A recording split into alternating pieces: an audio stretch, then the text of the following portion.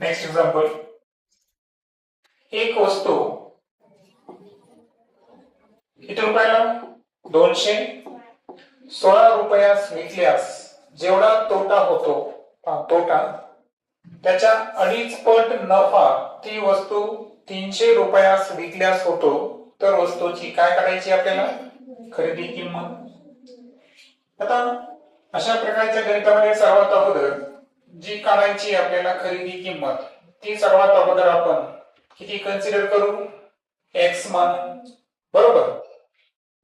आता सुरुवातीला आपल्याला तोटा दिलेला आहे, मग तोटा जे आहे त्याचं जे सूत्र आहे ते सूत्र काय आहे, तोटा केव्हा होतो, खरेदी किंमत जास्त असेल आणि विक्री किंमत कमी असेल।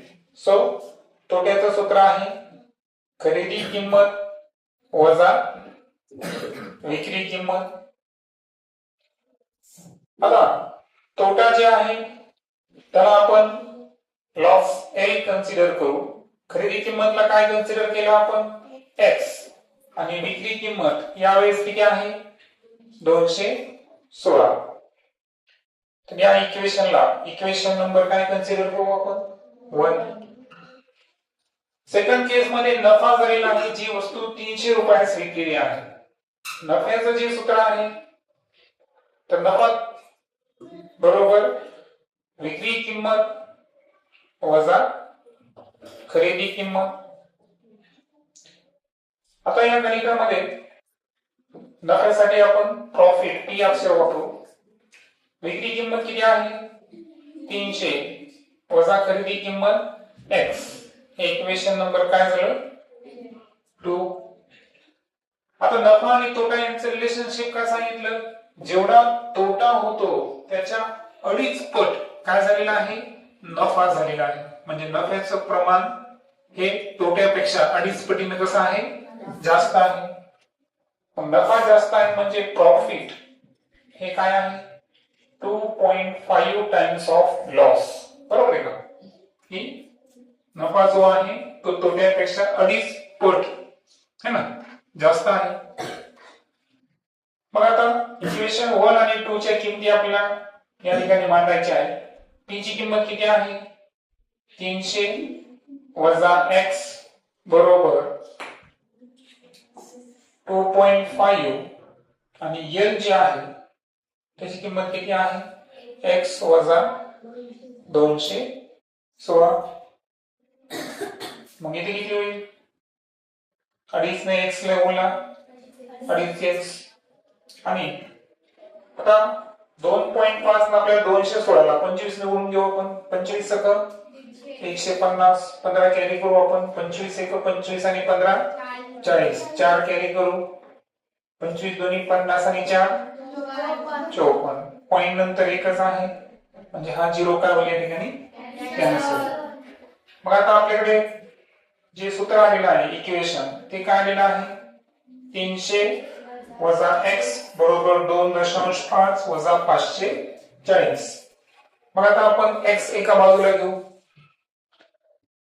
2.5 एक्स हे राईट हँड साइडची मी अगोदर लिहितो, हे मायनस एक्स अपोजिट साइडला काय होतील प्लस एक्स, अपोजिट साइडला कोण प्रेझेंट आहे 300 आणि 2.5 एक्स सोबत जे ऋण 540 आहे ते अपोजिट साइडला गेल्यावर प्लस 540, सो किती होईल इथे 3.5 एक्स इज इक्वल टू किती होईल 840।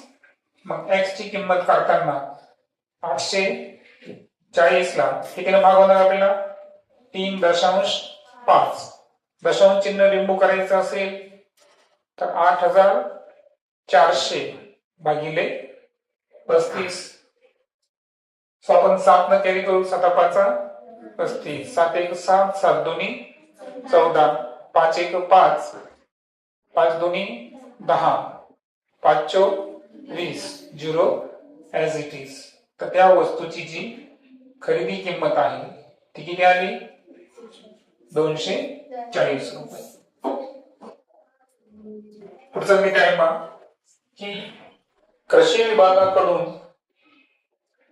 एका शेतकऱ्यास शेकडा 35 सूट मिळाल्यानंतर एक ठिबक संच 3,25,000 रुपयास मिळाला तर त्या संचाची किंमत किती?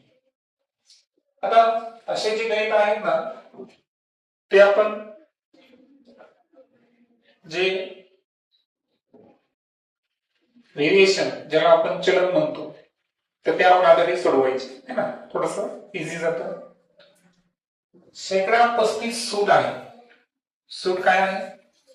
35. म्हणजे याचा अर्थ त्याची जी किंमत शेतकऱ्यानं पेड केली ती किती टक्के झाली मग?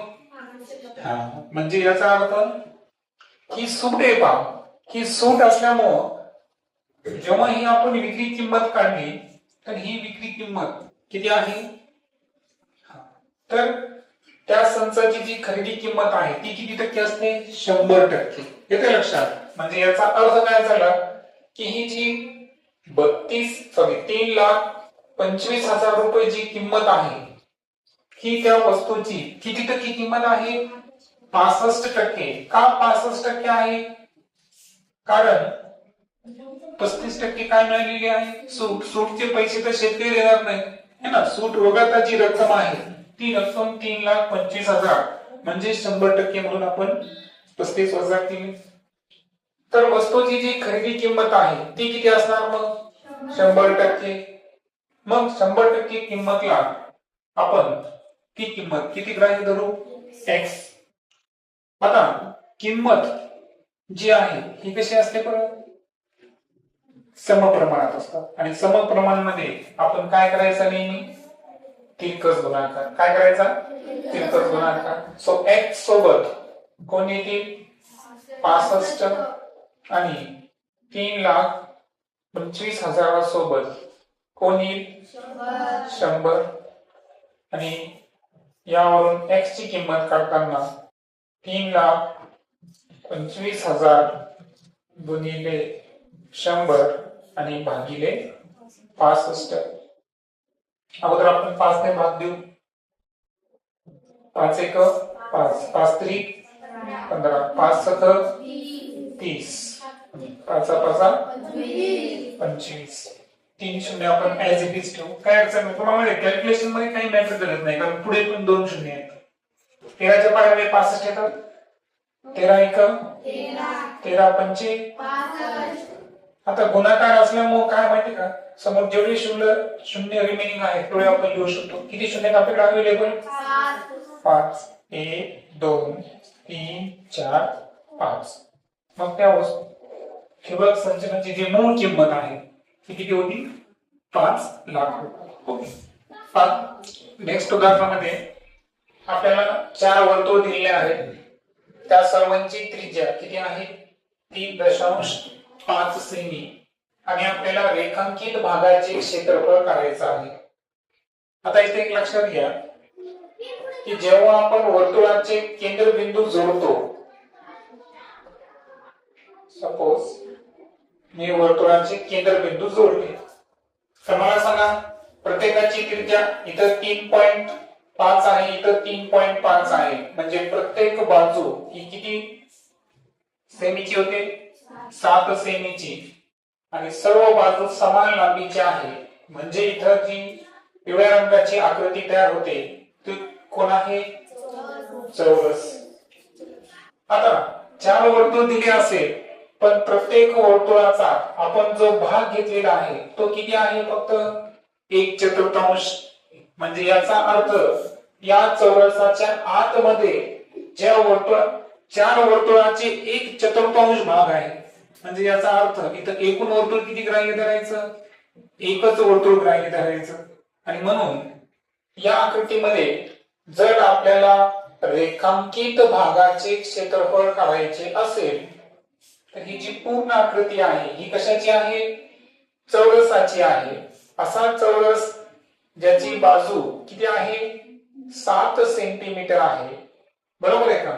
तर असा हा चौरस आणि या चौरसामध्ये रेखांकित भागाचं क्षेत्रफळ काढायचं असेल तर वर्तुळाचे जे मी तुम्हाला 4 कप्पे सांगितले, पण 4 कप्पे जर एकत्र केले तर किती वर्तुळ तयार होईल? एकच वर्तुळ तयार होतं. आणि म्हणून यामधून आपल्याला कशाचे क्षेत्रफळ वजा करायचे आहे? वर्तुळाचे क्षेत्रफळ वजा करायचं आहे. चौरसाच्या क्षेत्रफळ सूत्र काय आहे? बाजूचा वर्ग. बाजू किती आहे आपली? 7.